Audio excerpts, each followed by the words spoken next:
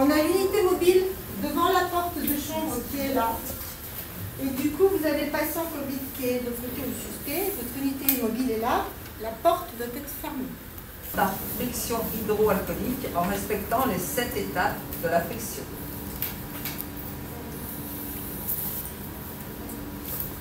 Donc, vous voyez, il faut aller jusqu'à séchage complet. Hein.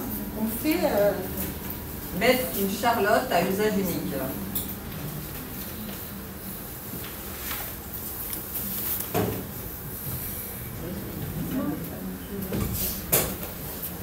Bien sûr, on est à deux. Il y a l'autre en face qui va me dire, bah là, tu l'as mal mis, les cheveux là qui dépassent. Hein, c'est important de se voir. On ne se voit pas, on n'a pas de miroir. Si geste médical invasif ou manœuvre respiratoire à risque, exemple prélèvement nasopharyngé, mettre un masque canard type FFP2.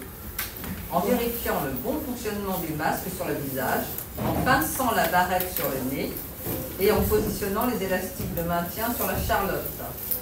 Il y a un côté où vous avez, voilà, vous rattrapez et l'ouvrir. Il faut l'attraper et le dédoubler. Hein?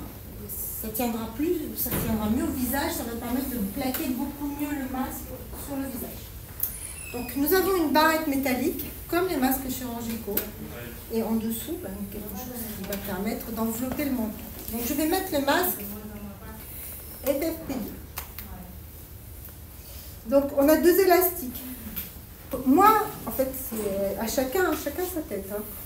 Moi, je vais le mettre de manière à ce que mon masque soit bien plaqué. Regardez, sur les côtés, là, mon masque n'est pas encore bien mis. Je dois faire sortir les petites ailettes en faisant attention à ne pas toucher à mon visage. Mes mains sont propres, mais bon, il faut faire attention, on doit prendre le pli. Ensuite, je dois bien positionner la barrette sur mon nez. Et on enveloppe bien le menton dans le masque. Donc on vérifie si le masque est bien étanche. Donc on appuie bien là et on inspire. Et votre masque fait une dépression. Et là, vous verrez qu'avec votre masque, avant de rentrer dans la chambre, quand vous parlez, vous avez des dépressions, vous êtes étanche.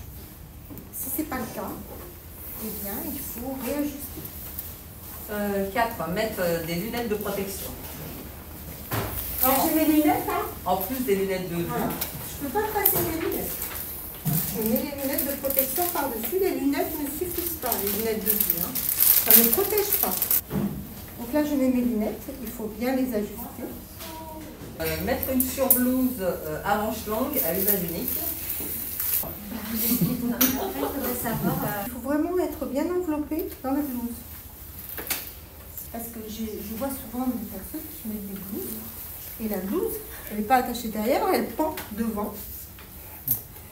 Voilà. Est-ce que je suis bien habillée derrière? Ça va? Bon. Si nécessaire, mettre un tablier plastique à usage unique pour les soins mouillants ou souillants. Ah oui, hein. Ça change pas grand-chose parce qu'on fait différemment, ça.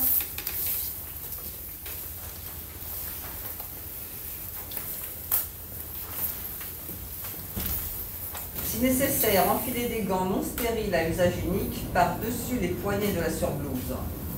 C'est pour les situations de contact ou risque de contact avec du sang, des liquides biologiques, une muqueuse ou la peau lésée.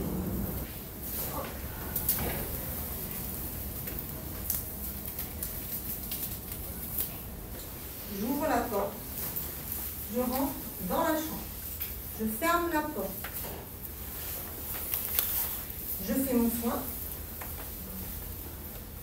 et ensuite je suis devant la porte fermée. J'ai une poubelle à côté de moi, ça sera un fil et je dois donc du coup me déshabiller. Retirer le tablier plastique et la surblouse en les roulant sur leur face externe afin d'éviter de contaminer sa tenue professionnelle et de disperser dans l'air les particules présentes à leur surface. Donc,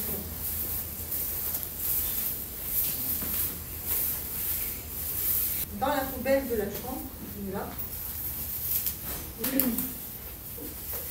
Voilà. Pas évident. Ouais. Et on fait la même chose. Je suis sur l'envers. Progressivement, j'enlève mes gants que je mets sur l'envers. Dans la chambre. Donc je suis dans la chambre. Quand j'ouvre la porte, je referme la porte. Réaliser des infections des mains par friction hydroalcoolique. Retirer les lunettes de protection par les branches sans toucher le visage. Et retirer le masque par les élastiques sans toucher le visage.